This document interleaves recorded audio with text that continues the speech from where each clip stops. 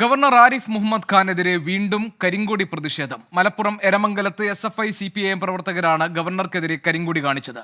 പ്രവർത്തകരെ പോലീസ് കസ്റ്റഡിയിലെടുത്തു. സമീർ ബിൻ കരീം മലപ്പുറത്ത് വിവരങ്ങൾ നൽകാനുണ്ട്. സമീർ, നേരത്തെ തന്നെ ഗവർണർ എത്തുന്നത് അറിഞ്ഞ് കരിങ്കൊടി വീശാൻ തയ്യാറായിട്ട് പ്രവർത്തകർ നിൽക്കുകയായിരുന്നല്ലോ. ഇതിവിടെ വെച്ചാണ് കരിങ്കൊടി പ്രതിഷേധം. വിവരങ്ങൾ എന്തൊക്കെയാണ്?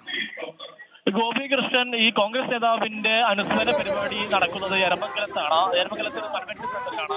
കൺവെൻഷൻ സെന്ററിന് 500 മീറ്റർ അകലെ എരമംഗലം സെന്ററിൽ വെച്ചാണ് SFI CPIM DYFI പ്രവർത്തകർ ഗവർണർക്ക് നേരെ കരിങ്കൊടി പ്രതിഷേധം ഉണ്ടാക്കിയിരിക്കുന്നത്. 20ഓളം SFI പ്രവർത്തകരും അതോടൊപ്പം തന്നെ അതുപോലെ തന്നെ DYFI പ്രവർത്തകരും ഈ സെന്ററിൽ ക്യാമ്പ് ചെയ്യുന്നുണ്ടായിരുന്നു. അതിനിടെ പോലീസിന്റെ കരുത്ത് സുരക്ഷയും കൂടെ ഉണ്ടായിരുന്നു. അങ്ങനെ ഗവർണറുടെ വാഹന വ്യൂഹം സെന്ററിൽ എത്തിയ സമയത്ത് പ്രവർത്തകർ ചാടി വീണ് കരിങ്കൊടി കാണിക്കുന്ന ഒരു സാഹചര്യമാണ് ഉണ്ടായത് എന്നുള്ളതാണ് വളരെ പ്രധാനപ്പെട്ട കാര്യം. ഉടൻ തന്നെ പോലീസ് ഇടപെട്ട് പ്രവർത്തകരെ അവിടെ നിന്നും കസ്റ്റഡിയിലെടുത്ത് ഇപ്പോൾ പോലീസ് സ്റ്റേഷനിലേക്ക് കൊണ്ടുപോയിരിക്കുകയാണ്. ഇപ്പോൾ ഗവർണർ ഈ PT മോഹനകൃഷ്ണൻ അനുസ്മരണ പരിപാടിയിൽ പങ്കെടുത്തുകൊണ്ടിരിക്കുകയാണ്. തിരിച്ചും ഗവർണർ അല്പസമയത്തിനകം തന്നെ പരിപാടിയിൽ പങ്കെടുത്ത് തൃശ്ശൂരിലേക്ക് ആയിരിക്കും പോവുക.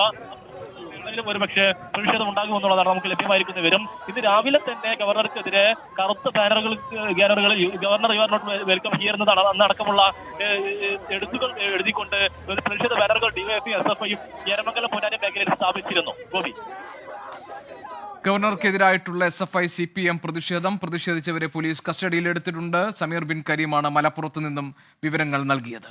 ലോകത്തെവിടെയായാലും ഏത് സമയത്തും 24 വാർത്തകളും ഓഗ്മെന്റഡ് റിയാലിറ്റി പാക്കേജുകളും എക്സ്പ്ലെയിനറുകളും വിശദമായി കാണാൻ ഞങ്ങളുടെ YouTube ചാനൽ നിങ്ങൾക്ക് സബ്സ്ക്രൈബ് ചെയ്യാം.